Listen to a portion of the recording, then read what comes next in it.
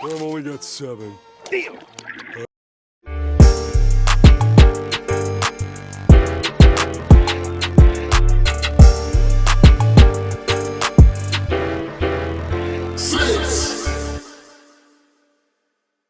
How's it going, everyone? Welcome back to the 606. We are your hosts, as always, SESvince and Basharat. How's it going, man? Good to be talking basketball with you again, man. It's been a minute. It is. It is good to be, but I don't know. It's been a minute. It's only a week. We record every week on the regular events, so I mean, it's not that long. We're I good. just, I just, I just If have separate. if you've been listening and watching for the past 26 episodes we've done since the trade deadline, it hasn't Yeah, been that bad. exactly. I mean, it's just I have separation anxiety, so I just miss you when we don't get a chance to record every single day of every waking moment. But regardless of the fact we talk about trade deadlines, we're gonna keep the trade theme going here, Bosh. We're gonna be talking about Kevin Durant trades exclusively on this episode. It's gonna be a smaller, shorter content type of thing. I feel And like it's again, it's because inevitable. we've been covering all the other NBA news so regularly for Yeah, the past. exactly. Everything's already covered. Yeah. Take take take a break from everything. So I think it's inevitable. It's a matter of if, not when, Kevin Durant will be traded to, and obviously where he gets traded to. There's a few teams that have been linked to Kevin Durant. Obviously, Houston is a good preferred destination for the Phoenix Suns, considering they have their future first round picks, which they would love to get back in the Kevin Durant trade. There's Minnesota. There's connections with Anthony Edwards. Obviously, there it can work, maybe not, but it's something that works aesthetically pleasing, especially if you're a fan of video game basketball games. You can play Kevin Durant and Anthony Edwards in the same team, which could be fun. I don't know if it works in real life, but there's that. Obviously, San Antonio is a team that's been linked to Kevin Durant as well, as a destination that he might want to go to. You have Victor Wembanyama, you have De'Aaron Fox. It's an intriguing, enticing situation for sure. There's other teams that have been thrown in there, just like the New York Knicks, Miami Heat, and we're going to talk about all of them. I cooked up a few trades, Bosh. If I were said team or if I were Phoenix calling the other team, and then we're just going to discuss how realistically do you think these are? What do you think of these trades? Just kind of give them a thumbs up, thumbs down type of situation, and kind of go from there. What do you think, man? Yeah, I'm in. Let's see how realistic, or at least how we interpret these for the team's best interests for those involved. Let's get it going. Sure thing, sure thing. So one of the teams that obviously was linked to him, and I don't think it's a real realistic possibility because the only way I was able to make this happen is to include another star player, which they just traded for, and that would be the New York Knicks and the Phoenix Suns doing the trade together, and that would essentially revolve them giving away Karl Anthony Towns, and I threw in Tyler Koloko or Kolek. Kolak. Yeah, I don't know how you always stumble over the simple names. Listen. I used to be great at pronunciation of names, but now in my older age, I don't have that same ability. So Oh yeah, the essentially, elderly Vince. You're nearing that oh Medicare yeah, Social Security age. yeah. So yeah, it's getting tough. So, like I said, essentially, this is a Kevin Durant for Karl Anthony Towns swap. That's the only way I was able to make the money work. You could, in theory, throw in like Mikal Bridges, maybe even a Josh Hart, something like that to make the monies work. The only way that you could do it straight up is if you include Brunson in the trade. And I don't, if I'm New York, I'm not trading Brunson for Durant, especially on the 1 year rental. Maybe I throw in Bridges, maybe I throw in like Mitchell Robinson, but then you just kind of end up in a situation where like you're doing essentially the opposite of what you should be doing.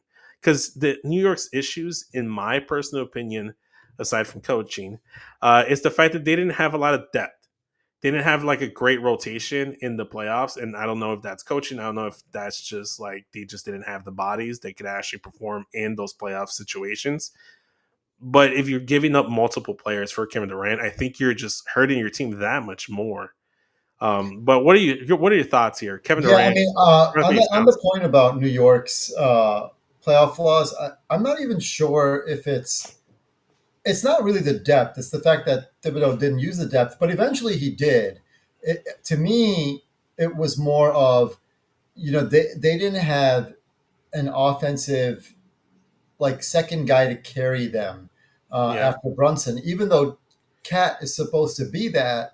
Yeah. He was much more inconsistent. He did at times carry them for long stretches, but like the way his and Brunson's game like over time just it's not that it didn't mesh. They didn't use it to mesh. Like they just didn't run as many pick and rolls with him and Brunson over Hmm. time. Yeah. Uh, it was, so I think, yeah, adding KD now gives you that consistent, like, second scorer. And then Towns is kind of like a wild card game changer. So I kind of agree that that should, in theory, raise their playoff ceiling since their defense, which wasn't good for Hmm. most of the year, did kind of rise to that occasion.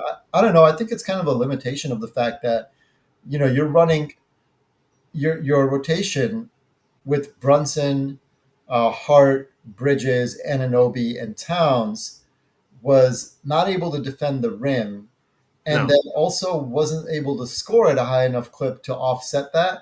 And then you put in Mitchell Robinson, and now you can defend the rim, but you can't shoot as well. Like, I don't know. Yeah. Yeah.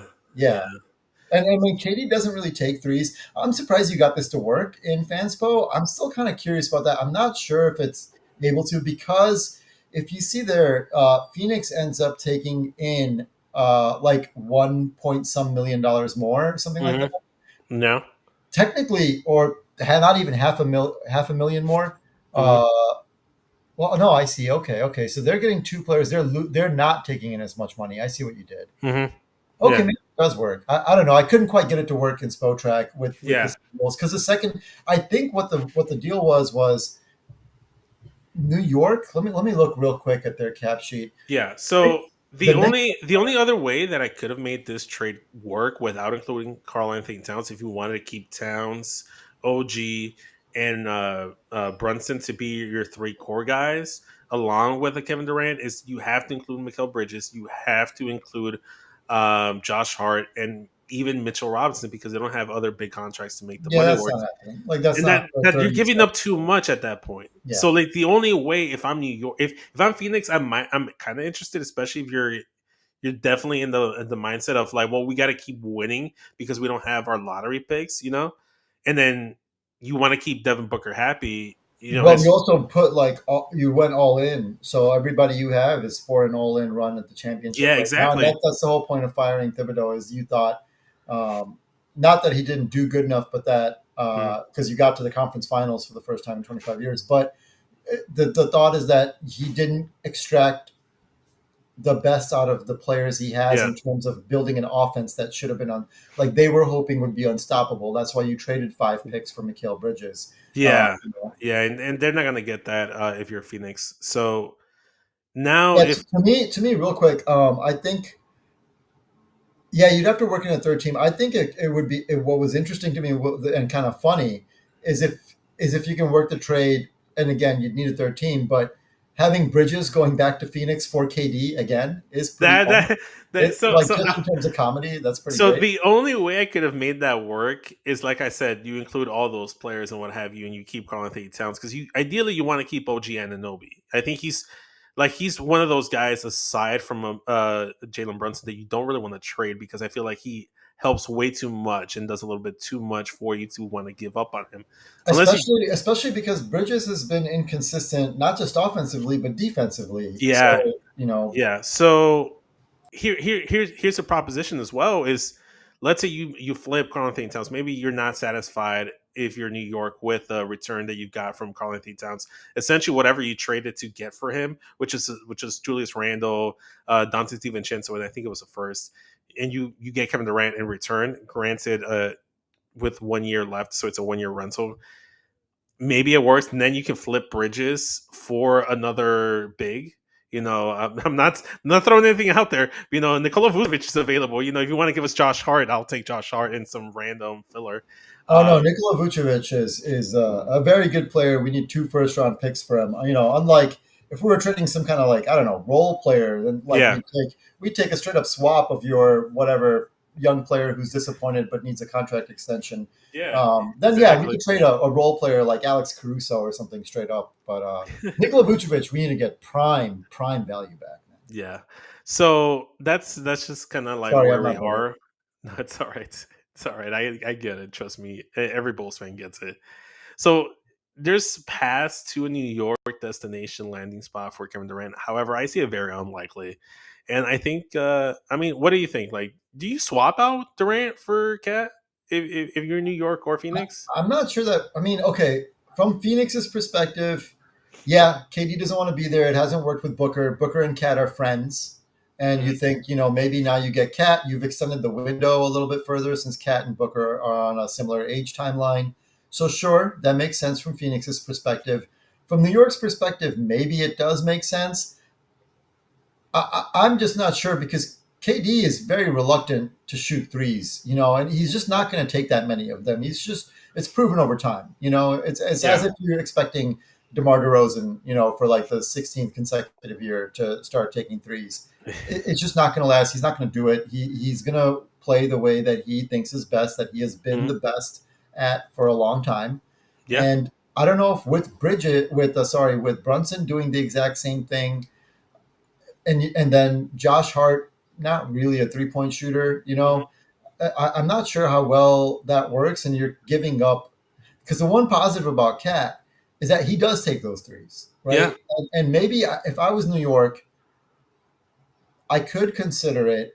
I see why they would, but in the end, I think they don't because your entire reason for firing Thibodeau is because you think that the Cat Brunson, Bridges, Ananobi Mhm. offense should and will perform better. And in theory, that's why Yeah. you fired Thibodeau, and that's what the next coach you hire is going to do is maximize that offense. So it's more of like a world-beating offense that will compensate for any defensive deficiencies Cat has. Yeah. I mean, also too. I mean, they'll get a like hopefully fingers crossed, knock on wood, a healthier start of the season with a Mitchell Robinson. So you have Mitchell Robinson there, so he's going to be able to like spell Cat throughout the season as well, maybe play with them at times depending on who they get as coach.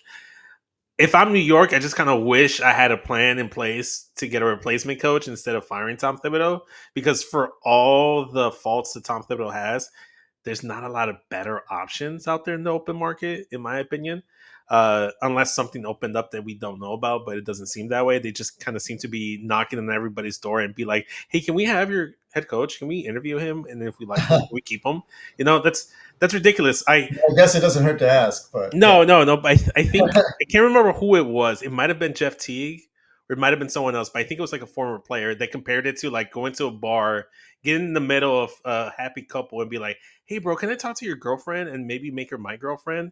Can we just talk? Can you give me that option?" I'm just like, why would anybody do that? Yeah. I mean, I don't know what their plan is. I mean, the thing is, I would probably I would probably have stuck it out with Thibodeau because it seemed like he did start to adjust a little bit in playing Hmm. a bigger rotation. And let's be fair to Tom Thibodeau a little bit in that, yes, his offense is unimaginative. Yeah, He did not maximize Carl Anthony Towns and Jalen Brunson's time on the floor together. He was not able to. He just doesn't make adjustments like that. yeah, Late, like in terms of like restructuring his offense, he doesn't make those type of adjustments. He comes in with a philosophy and he drills it and in preseason and in camp, and then carries that out and they makes his players execute. And to be fair to him, he did not get Carl Anthony Towns with the summer to plan an offense and no, decide what he was going to implement in training camp and then run through it and figure out a way to execute. He got Carl Anthony Towns the day before media day when training camp was starting, and he had exactly. undoubtedly already built his entire plan. So I probably would have given him that next year for that. The argument on the other side is that like, hey, it's not about what have you done or did you accomplish the most. It's can you get us to the next level and did you maximize what you were given? And the argument is that Thibodeau didn't, and so you go get a new coach. But I agree with you. Like you should have had at least a couple of names in mind that these are the Yeah. guys who have the offensive talent to do that. And Hmm. it doesn't seem like they had anyone. They were just like, oh, we're going to get somebody, and somebody will be better. Like have an idea of who is actually better. Like at some point Have an idea what's out beforehand. there. Yeah, and if you think there are two or three guys who would be better, then you can target them. But in this case, you're just saying who can replace Thibs, and it doesn't seem like can they construct the offense we were looking for is really a consideration from the names I've heard. Yeah, I don't know. We'll see what happens. It just kind of seems like they're just gonna target coaches that were recently fired. So I'm looking at you, Memphis. I'm looking at you, Denver. Mike Malone, I think is the name that was thrown out there. Maybe. I mean, everybody has. I think recently it's Mike Brown and Taylor Jenkins Yeah, there you among. go. Yeah. There you go. Yeah, I got the one mic, the wrong mic. Okay, so we're gonna go down to South Beach and talk about Miami. Obviously, Miami's a team that's been linked to Kevin Durant for the last couple years. Obviously, when he was leaving from Golden State, then ended up in Brooklyn. Miami was an option, I guess, that was linked to him. Again, before he was traded to Phoenix, his preferred destination was Miami. So there's a way to make this work. So here's one version of it. It involves trading Terry Rozier, Duncan Robinson, just for salary cap matching purposes. You got to throw. They want a younger guy, so you can throw in Kel Ware. Did I pronounce that right? Kel Ware. Yeah, Clover. Yeah. Okay. If not him, you can put what's the other guy? Heisman. What's his first name? Haywood Highsmith. Haywood Yeah. Highsmith could be thrown in there instead of Kel Ware. You got the 2025 first round pick that's coming from Golden State, which is a 20 overall pick. They can, if you want to throw in the second first round pick, which I wouldn't if I'm Miami. The earliest they can do it is, I believe, 2029 first round pick because of the step-in rule. So it's essentially two role players that you may be throwing out to be trading for a star anyway, and then the young guy who may or may not be something you want. You got two options, Heisman and Ware that you can throw in there, and the first round pick that works. Another version of this is you throw in Andrew Wiggins, Duncan Robinson, essentially the same thing, but you take out Terry Rozier and put in Andrew Wiggins. You could also work that out with Wiggins and Rozier instead of Duncan Robinson. So a combination of Duncan Robinson, Andrew Wiggins, and Terry Rozier would have to be included, two out of the three, to make the financial side of things work in this trade. And then you throw in a young guy. I throw in Killer Ware. You can maybe throw in like I said, Heisman in there as well. There's options, but essentially this is the crux and the bare bone of the trade. Two out of three guys, the first round pick in this year's draft, which would be the number 20 pick, maybe a future second round pick. Maybe I'm more inclined to throw in that second first round in 2029 if you're throwing in Terry Rozier instead of Andrew Wiggins, because if you keep Wiggins along with Kevin Durant, that kind of works a little bit better, in my opinion. I wouldn't want to keep Terry Rozier or Duncan Robinson. If I'm giving up the two worst options out of those three, I'd like to keep Wiggins because maybe you can even flip Wiggins for someone else that fits better. But what are your thoughts here? How realistic do you think this is? Who says no? I'm really not sure. Well, number one, Miami would definitely not do this. I think Khalil Ware was having an awesome season. He is highly regarded. He is obviously 21 years old and has a bright future. I mean, nobody would look at it this way. To me, if I'm giving Phoenix, I'm letting them get off of Kevin Durant, who doesn't work for them. Meaning it doesn't work in their team, doesn't want to be there, and they don't want him. And I'm giving them Khalil Ware. I'm going to demand a pick back. And that's just not how this works, right? It's Kevin Durant, a Hall of Famer. So Yeah. to me, this trade is DOA because of the inclusion of Khalil Ware. But let's Mhm. even say we do Highsmith instead, and Yeah. we find a way to Or make it maybe work. even Jaime Jaquez. You had to pick up Right, that team right. option, Who fell but out of their rotation? Wasn't even playing. I think in the last few rounds of the yeah, playoffs. yeah. Which, hey, send them to Chicago. I still want the Mexican somewhere. Like I still believe in the guy. Yeah. Let's see here. I'm very ambivalent. Like what to me, I understand Eric Spoelstra will maximize that roster. Yes. He will get them, to like a playoff. Like he'll maximize them through the regular season, and then in a playoff matchup, they will be scary to play. But dude, they got waxed by the Cleveland Cavaliers. They were about to set a record, which had Cleveland, not had the decorum they had, they would have set by beating them by the worst playoff loss in history, in Yeah. NBA history. They should have lost that game by 60 points. They got absolutely waxed. They're not anywhere near contention. One of the reasons KD would have wanted to go there before is because Jimmy Butler was the only thing that gave them the upside of like playoff wild card carrying them to the finals twice. Yeah. I'm sorry, Tyler Hero and Detritus with Bam Adebayo, even with Eric Spoelstra, what the hell is this team going to do? I don't. I'm like, I see no So reason for this. I don't know. yes, so the only way I think this works. Hold up, 1 second here. There we go. I think the only way this works, in my opinion, is if you have. Hold up, I'm getting some static. I don't know if you're picking it up. No, okay. It might just be me then. Um, hold up. Okay, no, it's still there. Yeah, I even had my mic muted. So Okay, yeah. all right, cool. There we go. I think that's there. Whatever. So a way that this could work is still without throwing in Kello Ware. So you can still get this done financially speaking with Terry Rozier, Duncan Robinson, and that 2025 first round pick. If that's the trade package, if I'm Miami, and they pick it up, sure. If you throw in an extra first round pick in 2029, I think I still even do it if I'm Miami because I think you can talk Kevin Durant to stay in there long term. That you can build a contender around him. What's Uh, long term? The man's like 37. Now, I know that like with Two, three modern more years. medicine Who and knows? medical procedures and like recovery, nutrition, and everything we've learned, and the type of money these players make, they're able to now play and extend their primes or and their careers well past what anything that has been seen before in the NBA.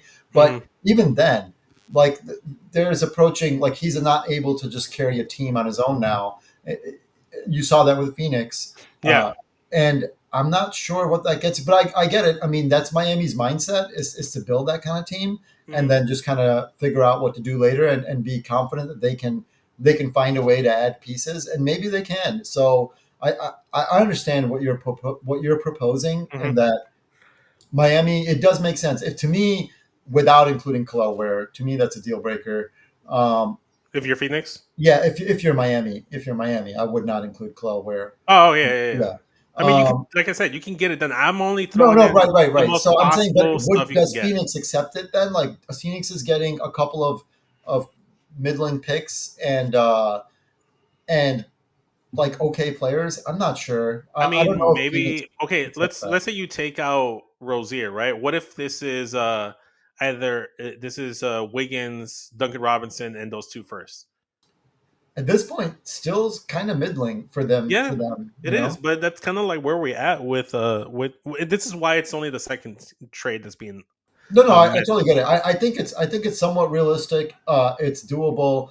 I just think Phoenix will find something better than Yeah, this. it also kind of depends on how desperate Miami is because like how bad they got waxed in the playoffs. It's always been that thing last year, right? Like every single year, it's like, oh, Miami always finds a way to get there. But I feel like every single year they lose one piece after another, and they become less of an intriguing destination. And one of the things that made them be a threat in the playoffs was having the Jimmy Butler, which they no longer have, and that might have been the main reason. If you're Kevin Durant, you want to go to Miami, but they still got other pieces. You know, they have Tyler Hero, they have Bam Adebayo. Maybe they flip a Tyler Hero or a Bam Adebayo for someone else. I don't know what they do. I'm just saying, Or even where you might get a better return for him by trading him on his own. Maybe they yeah, they, they do a win now trade by doing that. Sure, yeah. So there's options. You know, Hayward Highsmith, like we mentioned, Jaime Jaquez. They have some guys that maybe they like, maybe they don't like, maybe they want to keep, maybe they don't want to keep. There's a lot of variables going on with Miami. and Honestly, maybe my evaluation of Ware is off. Like it's not like I followed Miami with a passion over the year. I right? just thought he showed more to me as a young player on a very affordable contract that I Yeah. wouldn't Who include knows? him in my list. Exactly, and you might be right. Who knows? This might be the trade package, but not for Durant. He might end up trading like Duncan Robinson, Terry Rozier, and the first round pick for like Bradley Beal or something. You know, Yeah, or yeah, maybe they sent those guys and then they try to get a draft pick or swap or whatever. Maybe right. this is the Bradley Beal trade. Who knows? We'll see. Yeah, yeah. Let's move on to the other destination who aesthetically pleasing for me. I want to see this preferably, but I don't. There's only one way to see this happen. It might take a third team involved, and it requires a certain player to pick up his player option. That is the Phoenix Suns, trading Kevin Durant to the Minnesota Timberwolves. Essentially, these players have to be included for the money to work. It has to involve Julius Randle, and he has to pick up his player option, which already is a huge hurdle because why would you pick up your player option if you know you're just going to get traded into a team that you might not want to go to? Right. So there's that. Then you have to include a Dante DiVincenzo to make the salary work. If not, like throw in two other guys that gets close to that 11, 10 mil range. But then again, you're giving up a Dante DiVincenzo who ideally you want on your team to complement an Anthony Edwards and a Kevin Durant. Yeah, what's tough here is that you're giving up both DiVincenzo and Conley, and I'm not sure you're willing to give up both. You You know, have to include one of, if not both of them. If not, then you have to include a third team, and then that's when things get like right? difficult. So essentially, regardless of if you include a third team or not, you're gonna have to give up both of those guys, I think. And then obviously you have the 2025 first round pick that's coming via Detroit, which is the 17th pick. So that'd be something. So essentially, if you're Minnesota, you're swapping out Karl Anthony Towns for Kevin Durant. So again, it's kind of ironic how like Kevin Durant and Karl Anthony Towns has already been linked to two different trades to two different teams. So it's interesting. I don't see it being too viable, too realistic. If there's motivation, there's a path, there's a way to get there. But I think it's too many speed bumps, too many hurdles, too many obstacles to get to that destination. I would love to see it just to see Ant play next to KD. Yeah, Aside from that, I don't really see a reason why Phoenix would want to do it unless they can flip Julius Randle to a desired third destination that Julius Randle wants to go to. But who's lining up to take on Julius Randle? yeah. I mean, Randall had some great moments and some down moments. Minnesota made a nice run to the conference finals, but I'm not sure. Like, I would love to see. Like, you're right. It's intriguing to think about. Okay, if Ant actually has a reliable second offensive weapon around him, Mm-hmm. how that would work. The for the playoffs, that could be very positive for Minnesota. I even tried to construct a trade where they send Gobert and they sacrifice some of that vaunted defense Yeah. in exchange for a more balanced team on both ends of the floor. Mm-hmm. And again, there was just no, because again, I think Phoenix might do that because you see that Gobert can carry a team through a regular season and even be a potent force in the playoffs, depending on your roster. And then Yeah. so you have more of a chance thinking of it that way if you have Gobert with Devin Booker and your other young players around him. Well, young, you have Ryan Dunn, I guess. Mm-hmm. But I couldn't find a way to make that work in any cap situation. So it's a tough. That's why I gave up on these Minnesota trades. I looked at a couple and I'm like, this just doesn't is difficult to work out. It It would really require a is. good team, and I think overall, yeah, you're what you're proposing is interesting for Minnesota. Um, Probably for Phoenix also, but it requires buy-in from Randall. Yeah, overall, I'm not that psyched about this. If I'm Phoenix, like Let I guess me I let guess me you're ask in a you better this. spot than last year, but Let me ask you this, and this might be the case going forward with the other two team trades that I'm proposing. Julius Randle might be the best overall player you might get back in these packages, which is like unfortunately that might be the reality that we're in. Except for maybe the exception of one guy, depending on how you value him as a person or as a team. But again, the yeah, only way to make this money work that I found was to include Jaden McDaniels, which they're not going to do because yeah, you that want would be Jaden. insane. That That would would be be insane. ridiculous. Either that, and I tried to make it work with Rob Dillingham, being the guy with Dante DiVincenzo, but I couldn't work that. Wait, did I say Rob Dillingham? Yeah, Rob Dillingham.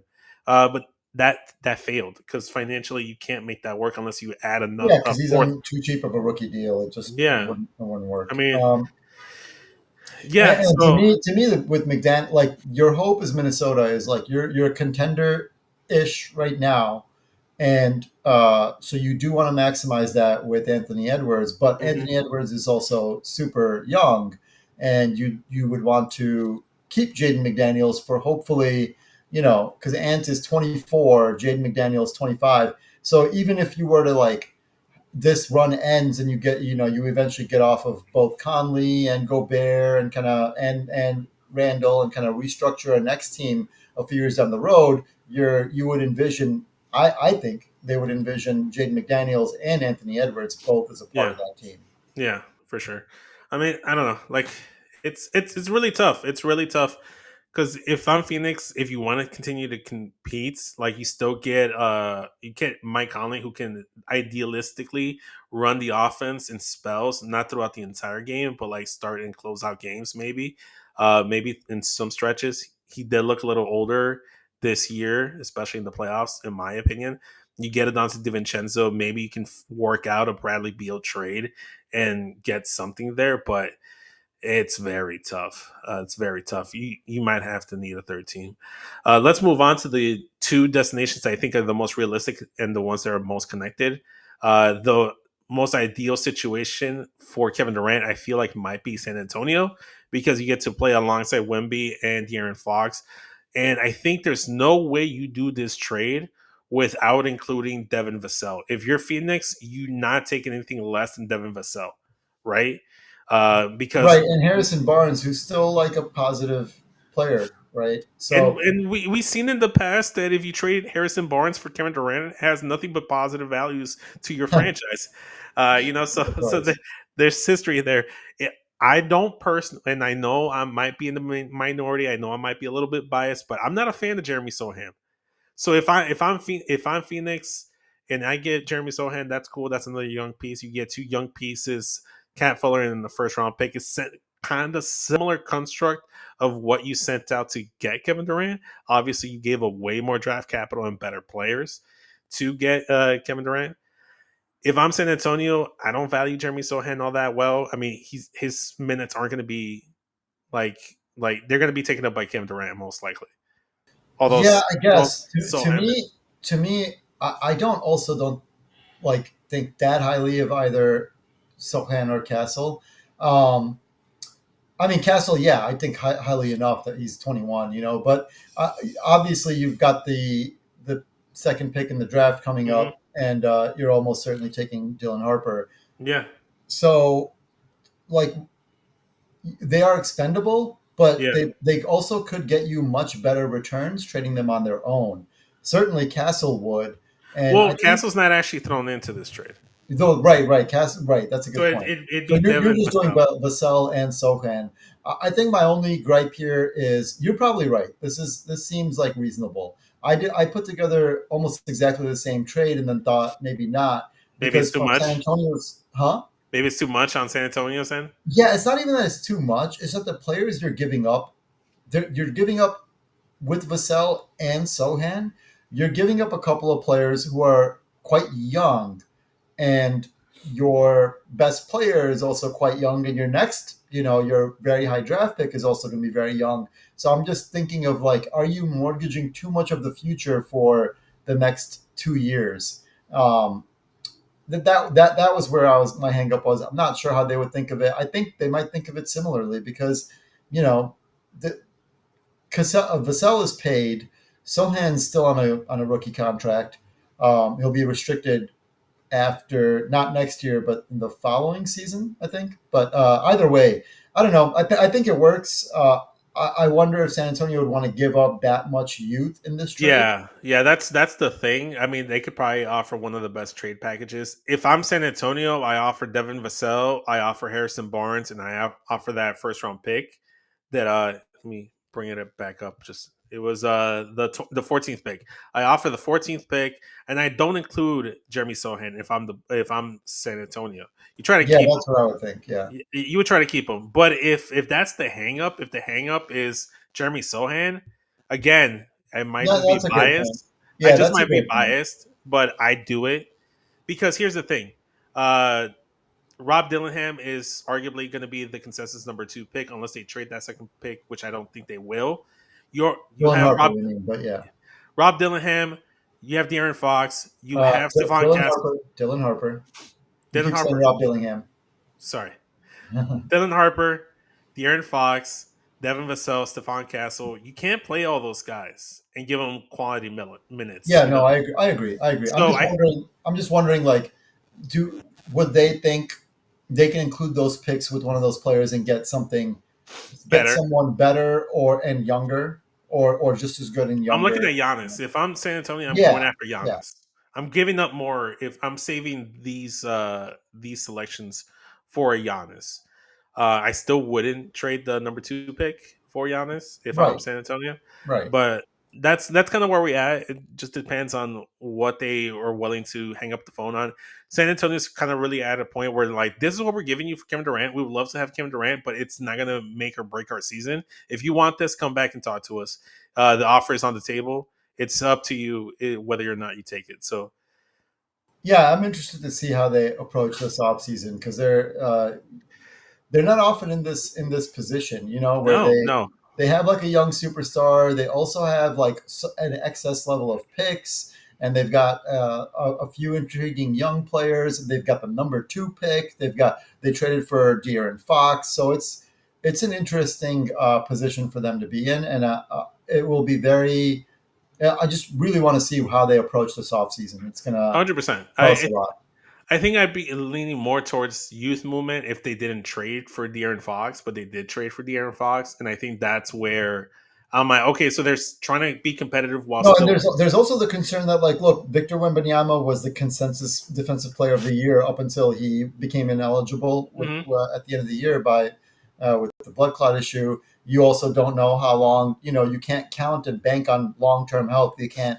He's good right now, mhm. and so you should maybe try to win right now because you don't know for sure Maximize whether that window. somebody with that size and the blood clot type of thing that he did already had, whether that's going to be a 10-year window. You don't know. You might as well Exactly. try now. Yeah, so there is a argument for both sides of things, obviously, I think. But let's continue to the final team that we have that's been linked to Kevin Durant. And this is one version of the trade.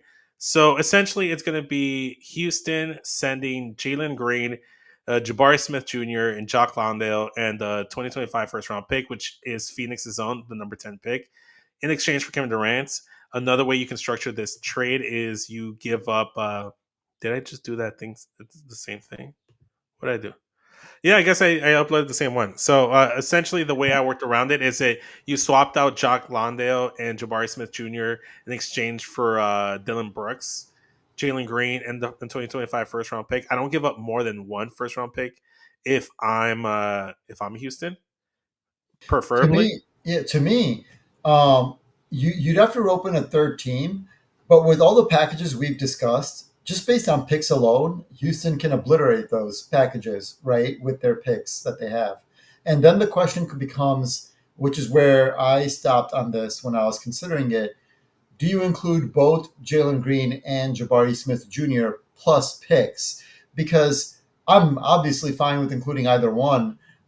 Including both Yeah. is something because Jalen Green's also like your only potential like long term ball in his hands scorer that you have on the team, right?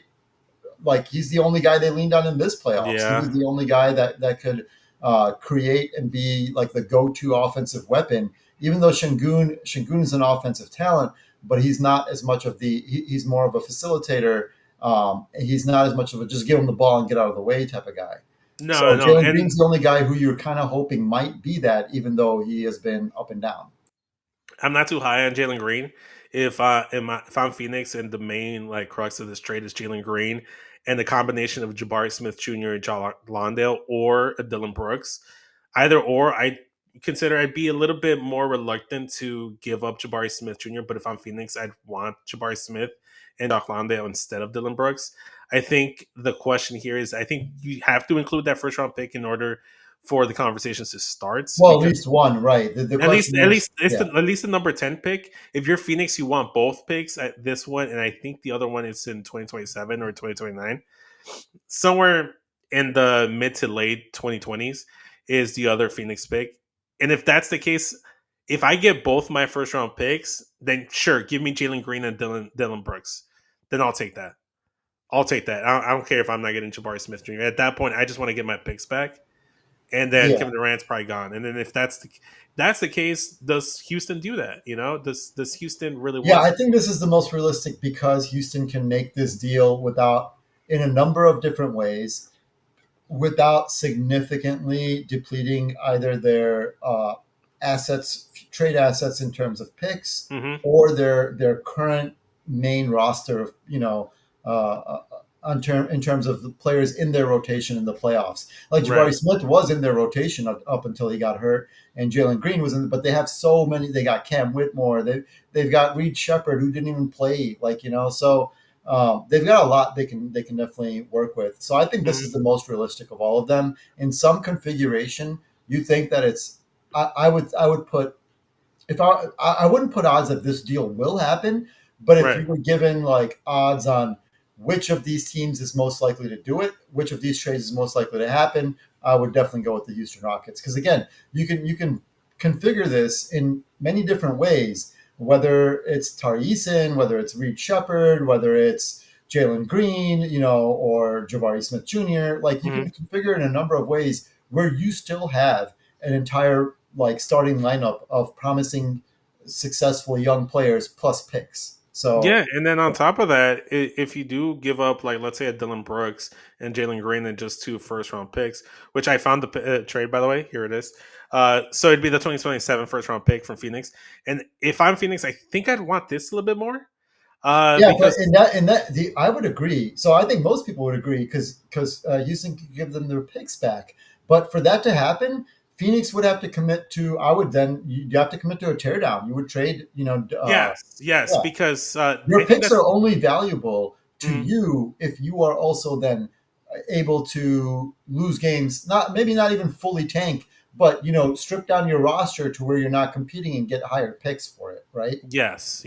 So again, I think that that's the only thing that's keeping Phoenix from tearing it down and building like doing a Well, blow up. it's Matt Ishbia. It's the owners, refusing to do so, and he Yeah, seems pretty nuts. Let's yeah, say it as it yeah, is. yeah. So So I don't know if they're gonna ever do that, like, or at least not in the foreseeable future. I exactly. agree. This would be the best case because you get your picks back.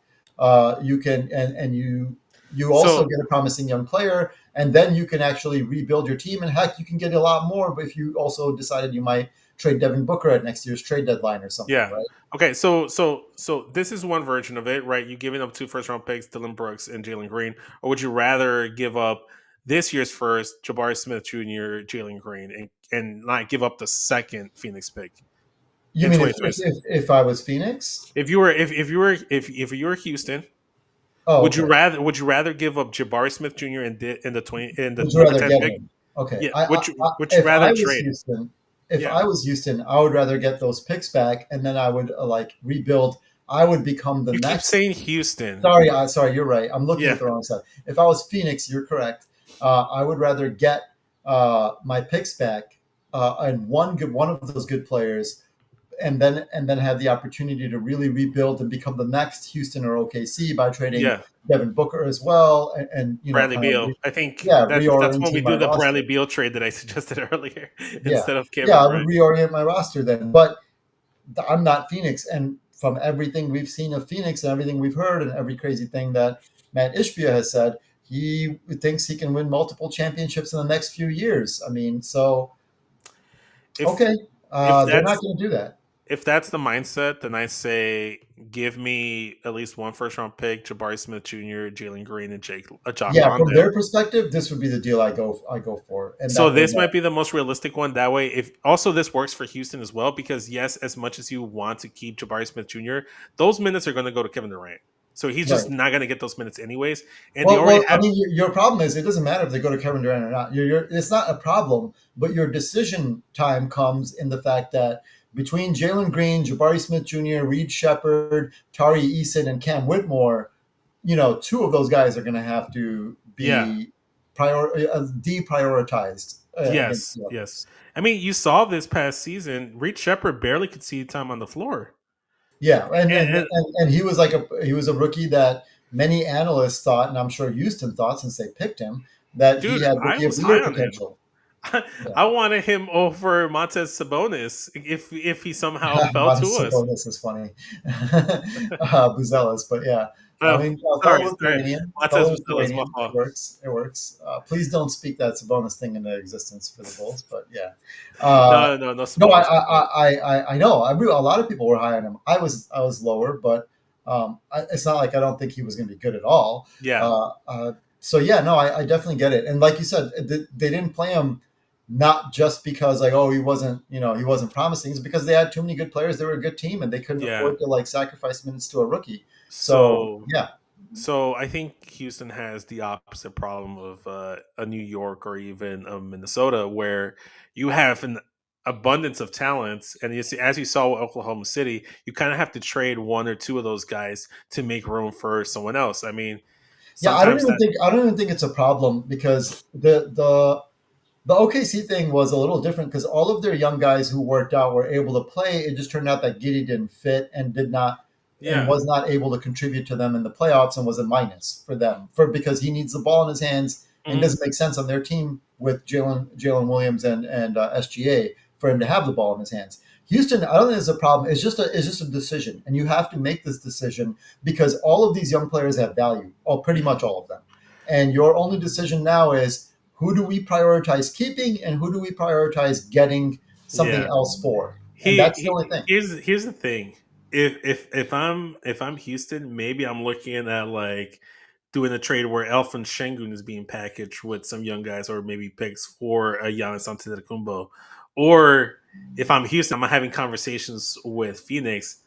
I'd rather have conversations about what will it take to get Devin Booker. I'll give you Jabari Smith. Well that was their original idea because they Yeah, hold Phoenix's picks, right? And that they would trade for Booker. But if you have been like kind of keeping up with what leaks and reporting and like indications of Houston's thought process have come out yeah, is that Devin Booker had a somewhat down year. He did not seem to lift them up, even while his numbers were okay. yeah, He wasn't leading to winning, and he just didn't. He didn't even do much. I mean, he was all right in the playing game, but yeah. whatever. From their mentality from Houston's, everything that's come out is that they're no longer as intent on trading for him as they originally were. Maybe Yeah. that's a smokescreen to lower his value, which Could is be. smart. It could be. It could be Yeah. because I think all it would take it would essentially be like the max KD offer to get Booker, Jalen Well, no, Green. but that's the problem. Phoenix is not a rational actor. You're right. That should get you Devin Booker, Mhm. but Phoenix won't do that. Matt Ishbia thinks he can build a championship team, and I'm not like, oh, Booker's like you got to get rid of Booker. If it's a guy who's a star and wants to remain in the Phoenix area, Mhm. he's got Latino heritage, and he's like reconnected with over the last few years, and there's like Yeah. Latino population you've brought in as fans. It would make sense to keep him. The problem is that the position your team is in with its roster and financially, Mhm. you have to do something. And in that instance, you almost have to trade Devin Booker, but they're not going to. They are delusional. Yeah. They think they can rebuild a contender. So I So don't know what. yeah, yeah. So I think that's a moot point. Let's move on to a few trade possibilities and trade like offers that you threw my way Yeah, here. these are the ones that are like not actually in the offing or being talked about or rumored or Yeah. reported, but more. These are more things that I thought would work Yeah. and make sense. Okay, so we'll start with the Detroit Pistons and Phoenix Suns because it's the cleaner of the two trades. Essentially, the trade here is the Pistons acquire Kevin Durant, and then in return they give up Tobias Harris, Isaiah Stewart, and Ron Holland, third, second, Ron Holland the second, but yeah. yeah, second. Sorry, I couldn't see it; like it was so small. So I don't think this gets it done. Well, I should note I didn't include it because I was trying to rush it. I didn't have. I just want to get something to you so you can put on the screen. But Hmm. this would also include a couple of picks. Detroit has all of their picks going forward, Hmm. so they can include whichever ones. And it was like whichever ones are required to make this work without protections. Pretty much going in the future, Detroit can include however many picks they think is necessary, 2, 3, whatever it is. So that would be the ideal. So in my estimation, this gets Phoenix. You're getting off of Kevin Durant, who doesn't want to be there, and who you were not a playoff team with last year, and who Yeah, makes like an exorbitant amount of money, and you have to do something with him now because his salary expires after that, and so you can't like trade using it. So this gets them off Kevin Durant and gets them useful players, which they were sorely lacking last year in True. Tobias Harris and Isaiah Stewart. And remember, their center situation was so bad that they were just flailing around the league. They acquired Nick Richards, just to have a usable, playable center at the deadline.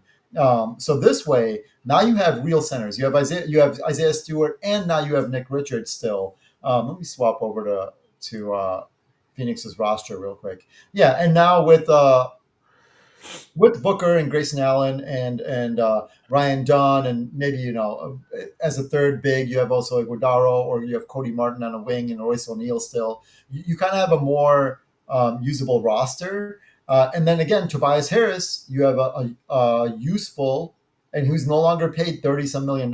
He's paid a reasonable amount of money. So you have actual contributing NBA players. I mean, hell, Tobias Harris was getting his name chanted out, in Detroit for the way his intensity that he brought. I don't know where that went for the past 6 years in Philly, but yeah, Tobias Harris It's is a Philly, that's useful, why.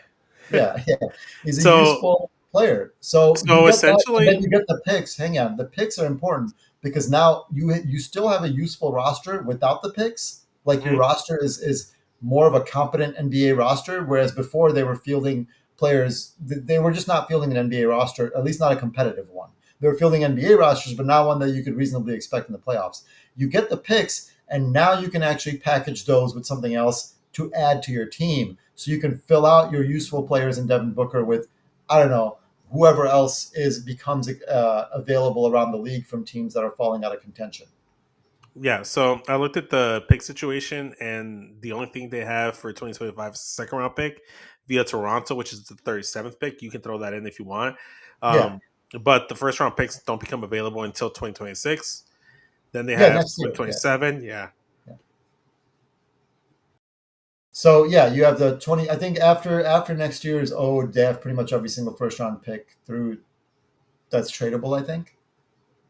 Yeah, yeah. So after this year, after this draft, then they have every single first round pick going forward, and they can start doing a compilation.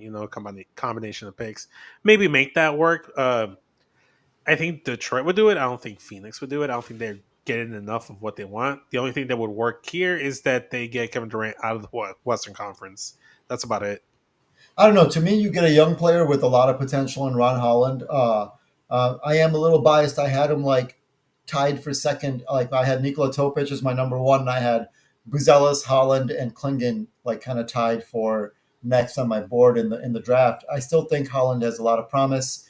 He's a bit volatile, but hell, Phoenix needs something. They could use that.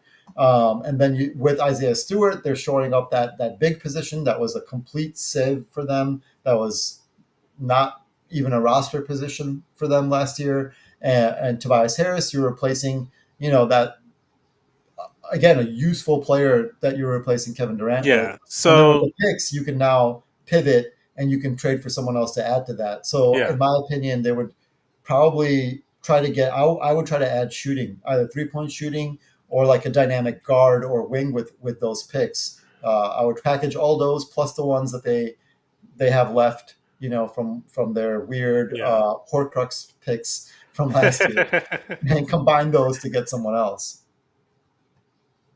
I mean, there's options here. I don't hate it. It's makes sense for both teams if you look In at my it. opinion, this only works if Houston decides they're not going to pay the price and they decide to move on Oh yeah, yeah. from the chase. I think Yeah, if San Antonio and Houston are the right. two main teams and they both decide, yeah, we don't like any of this. We're Yeah, just they gonna decide not to be in on this Yeah, if sweepstakes. that's the case, then you look at this package and it's pretty comparable and comparable to what a Minnesota, New York, or even a Miami could offer you. And Exactly. at that point, you're just comparing apples to oranges, Yeah, essentially. You exactly. know? This is Yeah, to me non Texas trade division. Like this would be like the yeah, most appealing after that. yeah. So let's move on to the other trade you offered me. And it's the Magic acquiring Kevin Durant. I gotta actually look at this real quick because it's a little small on my end here. But essentially, it's Kevin Durant going to the I Orlando can Magic. recap a bit of it if it's No, tough I for you have it to. here. I have it Yeah. here. Okay. Uh, the Orlando Magic acquiring Kevin Durant, they also get the 2030 first round pick from Phoenix, uh, which I think is protected. It's got it. Yeah, no, it's Yeah, there's protections involved in the yeah, picks, in both of the picks that I have going out here. Oh, sorry, all three of the picks that are going out here. yeah, So essentially, I forget exactly what the restrictions are. I wish that Spotrac had listed them here. They were listed, and you could hover over and see them, but it's a bit too complex. Let's just make it simple and say Orlando would be getting KD, and they would be getting a 2030 pick from Phoenix. Now that pick is like the worst of like three other teams or something, if I remember correctly, or two other teams. I can't quite recall. And then Utah would need to be involved. Utah's yes, benefit in this would be that they're getting a young player who's not getting any time in Orlando, and Jed Howard yeah, that they can take a shot on, and they're getting a pick swap from Phoenix that's also protected in a number hmm of ways. And then they're getting Cleveland's pick. Sorry, they're getting the pick swap with Phoenix. That's Cleveland's pick, I guess, in 2029, and they're getting a 2026 pick that is definitely guaranteed. So they're getting a right to swap in 2029, and they're getting a clean pick in 2026. The clean pick is at the bottom of the draft for sure. It's like the worst of Cleveland, Minnesota, and someone else. So it's like 27 to 30, somewhere in that range, most likely. right, And the 2029 pick is a swap. So yeah. So you acquire a lot out of it, basically. yeah, and then for Phoenix, they get KCP, Jonathan Isaac, Cole Anthony, and Jaden Springer. Uh, Yeah, this seems unrealistic because you're like, oh, you're not getting picks back as Phoenix. I mean, that's totally understandable. To me, you're getting like look, they have such little depth on their team. They have like forget about depth. They have so few positions that are just filled and accounted for. Right? They just basically they only have Ryan Dunn and Devin Booker.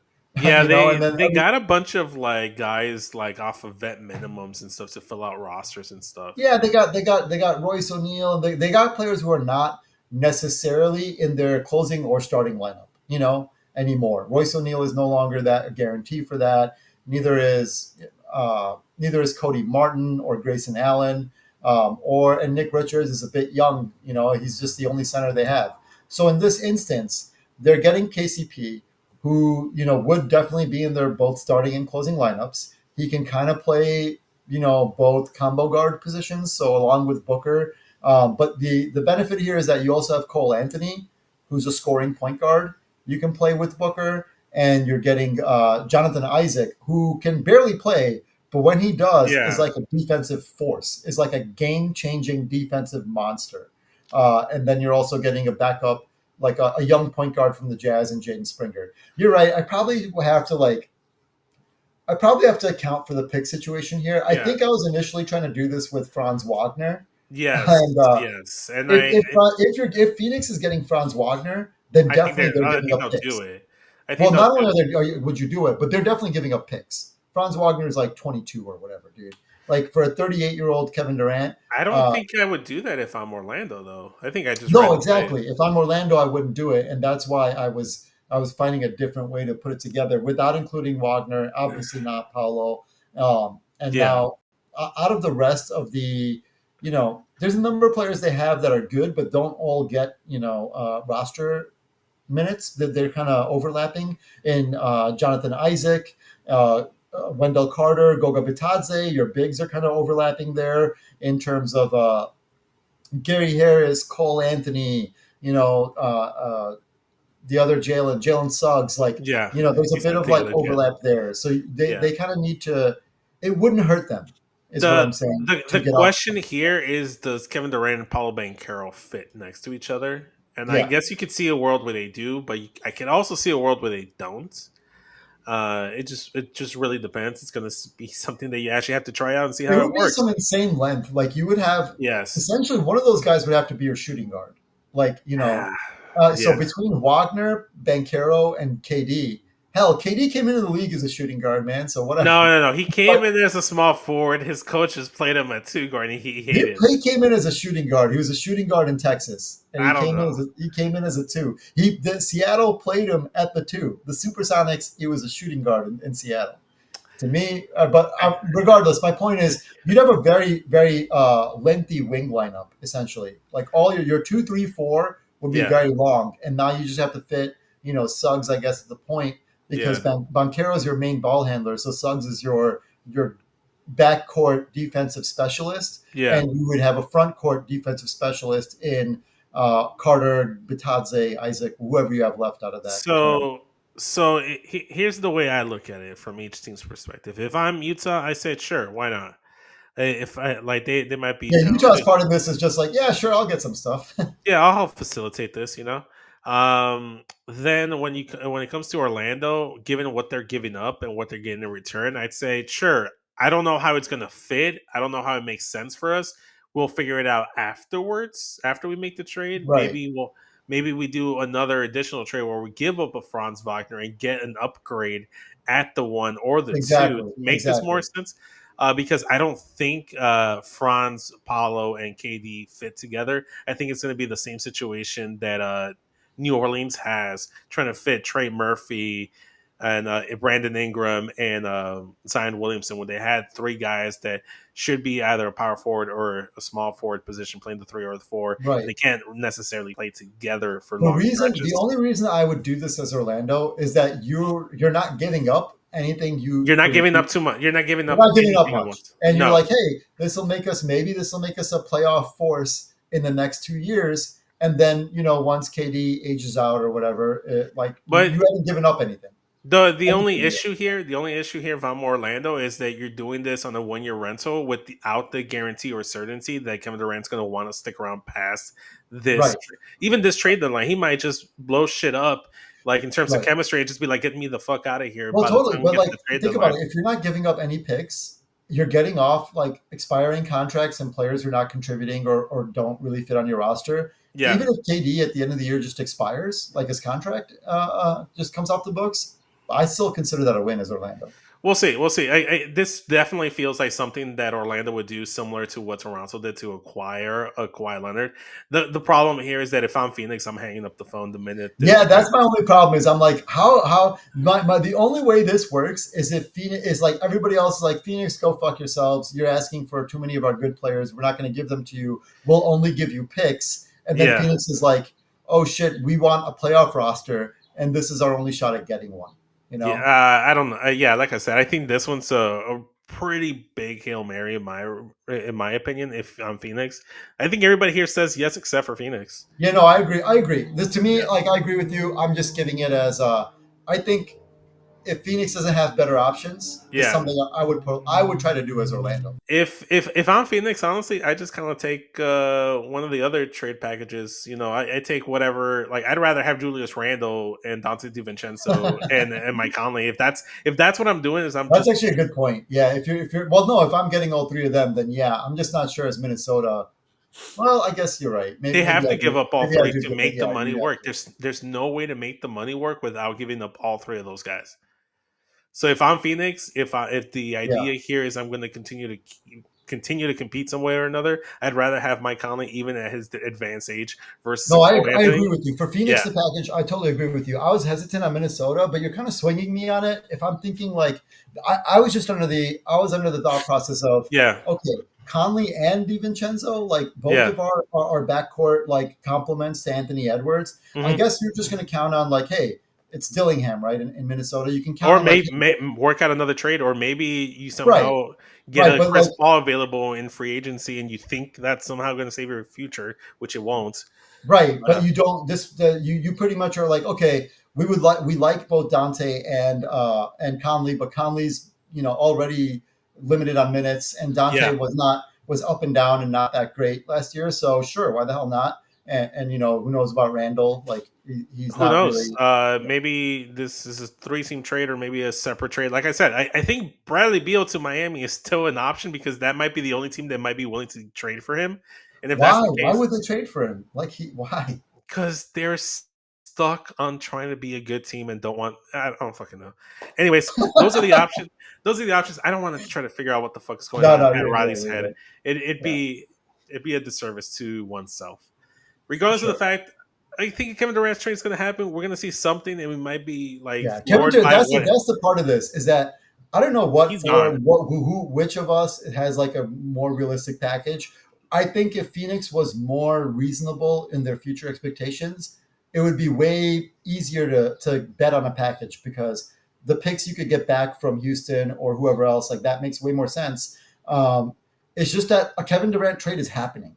So it's going to happen. We just don't know what form it's going to take. So Yeah, yeah. Going back to the options, I think the preferred destination for Phoenix would be Houston because they have those picks.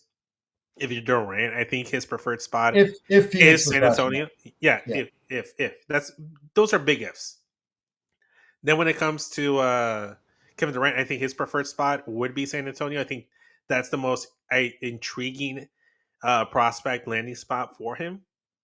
And then in terms of Anthony Edwards, I think that's the best spot for Kevin Durant for him because yeah, Anthony Edwards would get that help that he desperately needs. And yeah. I don't think you're giving up too much. And KD's like his was his favorite player or something growing up. I think something like that. Yeah, yeah, yeah. He's like his Jordan, you know. So it Yeah, makes all the sense in the world, I think, for Ant and KD. I don't know if it makes sense for the teams involved. That's the problem here. So I got one more Hail Mary trade out there. You know, we talked about comparison of, you know, Toronto trading for a Kawhi Leonard. They essentially all they gave up was, I think, a first round pick.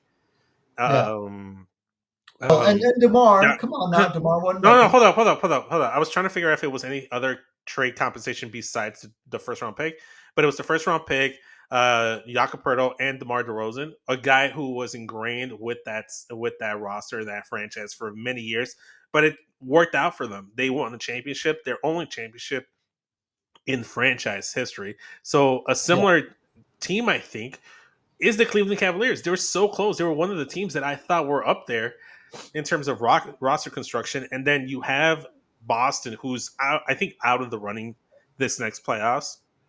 So you yeah. look at the East. I This think is the interesting. I East, can't wait to hear what you say. Go ahead. the East is completely wide open, right? Because you have a Milwaukee, but then Dame's out. Then you have Indiana, who's in the finals right now. You have a New York that could build something. If I'm Cleveland, I try to make a swing. I'm not saying I would do this trade. I'm just saying I would be open to listening to it. There's four guys. There's Donovan Mitchell. There's Darius Garland, Evan Mobley, and Jared Allen. Those are the four big names that you have to include in the Yeah. trade. You got to trade one of those guys. I think Donovan Mitchell and Evan Mobley are locks to stay right there. The question is, do you split up your backcourt or your front court? And I think in this situation, maybe you take a swing at breaking up that front court. You throw in Jared Allen. Wait, is that the trade? No, that's not the trade. You throw in a DeAndre Hunter, Jared Allen, and Isaac Okoro to make the money. It's gonna take a 13 to facilitate this trade. You're gonna have to add some trade compensation, but the crux would be Kevin Durant to Cleveland, and you give up Jared Allen and some draft some salary filler and stuff like that. Like I said, you're gonna need So a this is 13. interesting because I thought for sure you were going to have to either you were going to do either Mitchell or Garland, and that would be an interesting conversation. But in this instance, you're giving up Jared Allen, and neither of Mitchell or Garland, or definitely not Mobley. I wouldn't do that. And then DeAndre Hunter and Okoro. Yeah, I would. That would be interesting. I just don't know how you're going to make this work. Financially, it's very Yes. hard to make it work. Didn't have the time to really sit there in the trade machine and try to work Yeah, out so let's just all. say you're including a third team to Yeah, facilitate, like to whether help that's facilitate, but Utah or essentially, Detroit. Yeah, yeah, it's maybe even a Max Struess. I could have thrown in a Max Struess here and maybe made the money work, but then Phoenix can't take up that much money, so that's where the 13 would come. So it's a combination of a DeAndre Hunter, Isaac Okoro, and Max Struess. well, Some yeah. kind of combination of players along those lines. Maybe even Dean Wade could be another guy that have large salary. They can be shipped off somewhere else to make the money work. Maybe you still keep Darius Garland and Donovan Mitchell. Maybe you don't. Maybe you trade Darius Garland down the line. But everything I've heard is that Evan Mobley, Donovan Mitchell, untouchable. They're not being traded. Everyone else is open to have discussions and conversations. And I'm more inclined to trying to let Darius Garland and Donovan Mitchell let that ride a little bit more because they weren't even playing Jared Allen and Evan Mobley together in stretches in the playoffs. And if that's going to be the case, I'd rather put my money down on Evan Mobley, switch him over to be the permanent five going forward. KD slots into that four spot, and then now you're not really losing. So you're trading a guy in your rotation for another guy in your rotation. Right, a couple funny points here. Yeah. One, Jared Allen gets fucked over by Kevin Durant yet again. He was pretty happy in Brooklyn. He was starting in Brooklyn. Yes. KD, Oh my KD god. forced the coach out to like not start Jared Allen, who was clearly better, so they could start DeAndre Jordan, who was clearly washed, and then Dude, got him traded that out. shit was stupid. That And shit was then so got him stupid. traded out, and then he ends up in a new home in Cleveland, where he's perfectly happy, and then the best team in the league for much of the year, and then Made his KD first and comes only in, All-Star selection in Cleveland. right, and then KD comes in and forces him out to like the insane Suns team. That poor Jared Allen, man, just haunted by KD. I'm sure he would. Yeah, he's gonna have some sort of He's revenge. him and Mikal Bridges could be Yeah, both right, impacted by right. Kevin Durant twice and get screwed over. I think it's hilarious when you really sit there and think about it. But I But mean, no, on the other hand, like, yeah, I think that's interesting. I wonder how that would the third team would work. But yeah, I can see that, I mean, especially because like you still. Here's my only problem. Okay, I'm saying I could see that. I'm just looking at the rosters and finances and like, look, Cleveland just had an outside shot at 70 wins. They were the best team in the league for most of the year of the regular season. They were so far ahead yeah, of the consensus championship contender in Boston that they were not in danger of even being caught for home court advantage like at any point since the All-Star break. There correct. was no question of like the third place team ever, the Knicks ever catching them. They were rolled through the playoffs, embarrassed Miami, who has the consensus best coach in the league. I did Yeah, have a point on that where I've previously argued it was Rick Carlisle, and I think that right, right. I'm getting some points in my favor. We'll come back to that at some point. Um, but you were then blew a massive lead to this Indiana team, as everyone has in Game One, and your one of your key players was injured throughout that series, and you still competed and you ended up losing. I would not, if I was Cleveland. I'm not sure how eager I am to break that up. I'm more pissed and I want another shot, right? Like, and I want another shot at it. But I So think what makes it more likely in terms of like what you proposed is the fact that I've heard a lot of trades proposed where Darius Garland is going out. I think this is more likely because you hold on to Mobley, Garland, and Mitchell, and Jared Allen is the one going out. So I do think that that's at least possible. yeah, I think also too. I think it's easier to replace a little bit of what Jared Allen gives you. I think there's more overlap between Mobley and Jared Allen than there is Darius Garland and Donovan Mitchell. Also, you can kind of like spread those minutes out. So, you can do some lineups with Yeah, Garland. you can restructure your team a bit around Yeah, Mobley. exactly. So you could do something like that. And again, you're completely right. If you're Cleveland, you might be looking at the state of the Eastern Conference and how things ended this year for you in the playoffs, and be like, we just got unlucky. We gotta run this back. Let's just run this back. We're gonna be the best team again, record wise, and then maybe make some moves along the margins, around the edges, and we'll be back better than ever. And maybe we'll have Darius Garland actually healthy and not Again, needing ankle surgery at the end of this, or toe surgery. Sorry, toe surgery. People forget that he wasn't healthy to start things off. He wasn't healthy to start things off 2 years ago, like last season as well. So Yeah, like, and I mean, not, they. If I was them, I would be thinking that I'm going to run it back and that we were robbed and that we're going to be better and that we're going to be healthy. Had even if everything else in the East was the same as last year, but everything else in the East is not the same as last year. So now you're even more motivated, in my opinion, to be like, hey, we're gonna be the best. Boston Tatum is gone. Lillard, Milwaukee, they're off the board. Like New York just fired their coach, and they weren't even close to us to begin with. So Indiana's their only real competition from my if I was Cleveland, from my perspective, that would be the way I'm looking at it. And yeah, I would be. I would certainly be hesitant. I expect them to be hesitant to make major roster tweaks. But again, this one, if you can put it together, you need a third team because your trade doesn't work just between the two. But if Yeah, you can no, put I it totally together agree. without including Mobley, Garland, or Mitchell, even though Jared Allen is really good and has been Yeah. an All Star, like maybe I do think about that. I just don't know if Kevin Durant will want to. Even if it works out and they win the championship, it might be a Kawhi situation all over again where he leaves at the end of the summer. Yeah, but So like worth it then, right? we'll So see. We'll see. But those are just thoughts. Those are just up there. If I'm Cleveland, I think I don't make the trade. I think I just kind of like write this out and run this back with what we have. So I mean, they're there. Last question before we sign out. We've been at this for over an hour, so that's great. It's been fun, but it's time to wrap things up. Bosh, if you had to put your money on the line right now and say where Kevin Durant ends up in like 2 weeks' time, or by the trade, by the draft, or by the start of next summer, where does Kevin Durant play in the 2025-2026 season? that's tough. I think I say Houston. That's fair. That's fair. That's a good landing spot for him. I mean, to me, like I still kind of think like Detroit, San Antonio make more sense right Yeah. now, but you just can't. To what swings it to me is that you cannot. If Houston wants him, Yeah. any package that's offered, Houston can match and beat. So Yes, that's the agreed. only. Agreed. Yeah, they definitely could. They're the ones with all the cards in play. They hold all the cards. Houston does, and they're going to determine whether or not Kevin Durant's going to be a Houston Rocket or not. Right. The only question is, do they want him at And that price? I think he does. They don't. I'm going to predict he ends up with the San Antonio Spurs because I think Houston have bigger sights Yeah, set. that was my other consideration. That was the only other team. It's basically Texas. He's going to Yeah, Texas. He's he's going going to back be he's going back with to a Texas Texas. uniform, the Yeah. Longhorn uniform. He'll put it back on. Yeah, there you go. Shout out to the Longhorns. But yeah, man, that's all I got for this episode. Anything else you want to add before we sign off?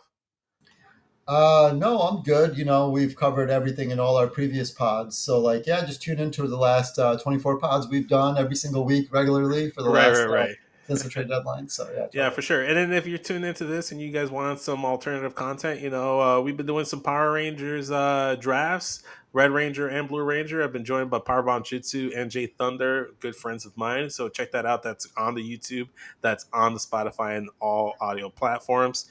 That being said, I'm SESvince and my co-host Basharat.